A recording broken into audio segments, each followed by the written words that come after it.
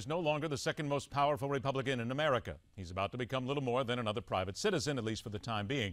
And with his runoff defeat in Virginia Tuesday, plenty of pundits are wondering what his defeat at the hands of college professor David Brat means, not only for the coming midterm elections, but for the presidential season of 2016. You will find those who tell you that for 2016, Cantor's loss means virtually nothing. Our next guest, for instance, one of the more popular columnists and bloggers for the Washington Post, Jennifer Rubin, joins us here on Midpoint. Jennifer, thanks for taking the time today. It's my pleasure. I went right to the last paragraph that you had in your blog on this, and that's the word I picked out here, because all the hubbub, everybody's screaming in Washington. Your line said, as for 2016, Cantor's defeat means virtually nothing. Really? Really. He's a congressman in one district, and we're going to have a year and a half before the primaries really get underway at all. And then we're going to have a whole bunch of candidates, and some of them will be good candidates, some of them will be rotten candidates, some of them will be in favor of immigration reform, most of them will be, including Rand Paul. Some will be against it, like Ted Cruz, and we'll have a big old boisterous fight, as I think is very appropriate and really healthy for the party. And the opportunity to have a whole bunch of eager candidates competing to figure out the best one to go up against Hillary Clinton, which your clips earlier in the show were showing to be less than impressive, I think is a great thing for the party. And I think the momentum, at least for 2014, is going to continue right on. And in 2016, if we can find a quality candidate, and that's really the key, to unify all factions of the party, I think the Republicans will do very, very well. First of all, how dare you tell the news media that something will not go forward to 2016? You have just taken the alphabet networks and you've set their schedulers insane for the next 2 years now. They were planning on this, Jennifer. Don't ever do that. Yes, I know. It really is no fun to pretend that every incident doesn't have enormous ramifications and you know exactly what's going to happen a year and a half ago. I do think, though, it is something. I mean, did anyone, me included, think 6 months ago, a year ago, Lindsey Graham would have sailed through his primary with virtually no opposition and Eric Cantor would have lost by double digits? I mean, we really know so little about politics. It's criminal the way we tend to prognosticate at times. Well, also, but in fact, it's like human nature. It's very unpredictable. I'm going to stop you when you say we know so little, too, because we've just seen some pictures of David Brat. We know so little about this guy. As I said, one of the things that jumped up about me, sir, he's a professor. He rates very high among students. And some students, some of his female students, say he's very hot. I mean, these are the kind of things that are coming out right now. But what do we know and what can we glean so quickly in the rush to learn more about him, about what kind of a potential lawmaker he would become and how he could either upset or straighten the apple cart of the Republican/Tea Party? Well, first, I think we're going to have two professors from the same university facing off. Indeed, yes. They're going to have to use that in their recruiting literature, I'm sure. The university there, the college, must be very happy. In point of fact, we really don't know that much. The clip you showed him to be a good, polished speaker. I think he has a PhD. He's a well-educated man. He's obviously conservative. But we'll have to see. And we'll have to see whether he becomes a great legislator or another also ran somewhere in the annals of congressional history.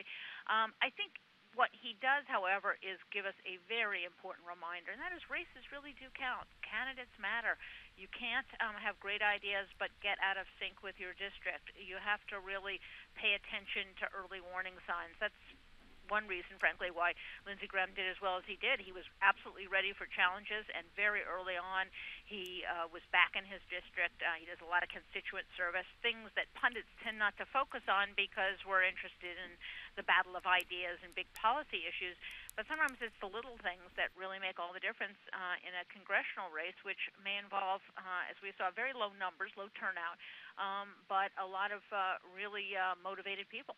This proved to us here, beyond the shadow of a doubt, that certainly from the Republican side of things, you cannot be all things to all people, which seems to be what part of what caught Eric Cantor is. He was just trying to broaden so much here. You can't do it. You have to pick a fight, and you've got to stick with it no matter what, or else politically you're going to pay the price, correct? Oh, I think that's absolutely right. I think that's a very apt insight.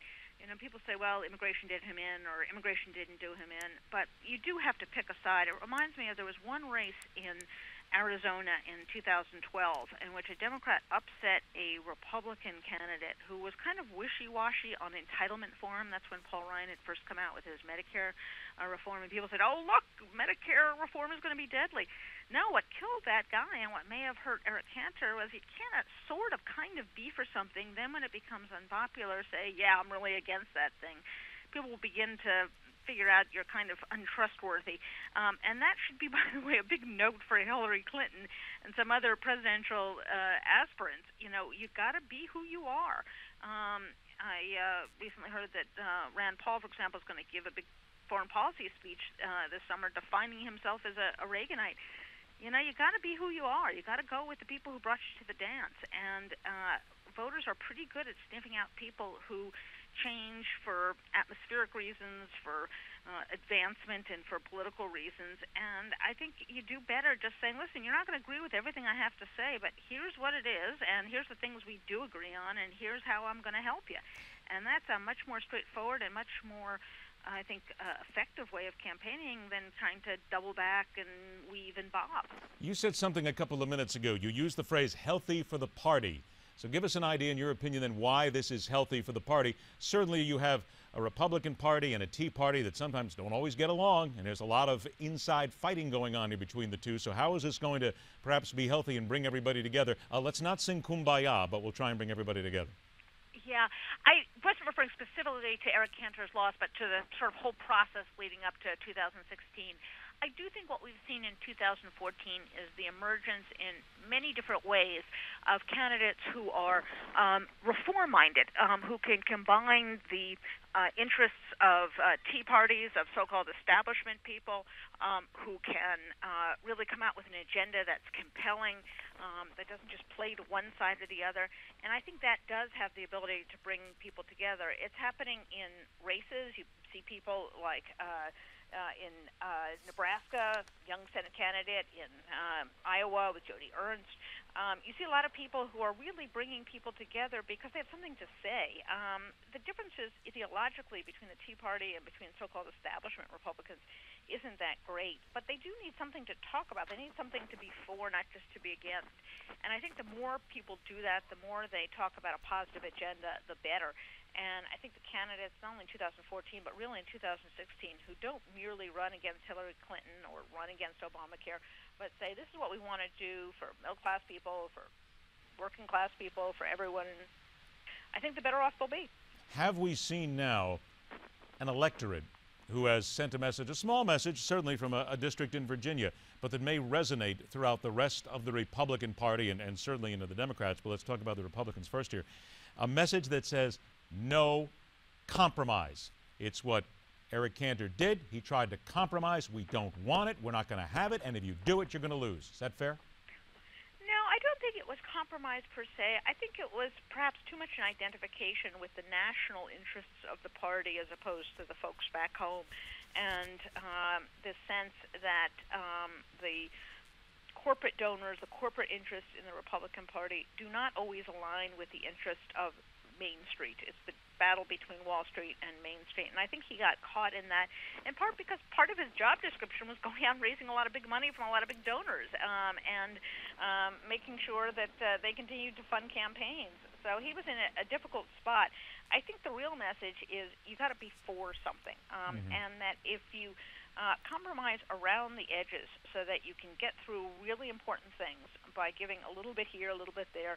I think voters understand that. What they don't understand is they're not accomplishing anything, or, as you said earlier, seeming to be on both sides, or identifying too strongly with people they perceive as being the rich and powerful. I think the anti-cronyism message is an absolute winner for the Republican Party, and it works against Hillary Clinton. It works against Barack Obama and his green energy friends.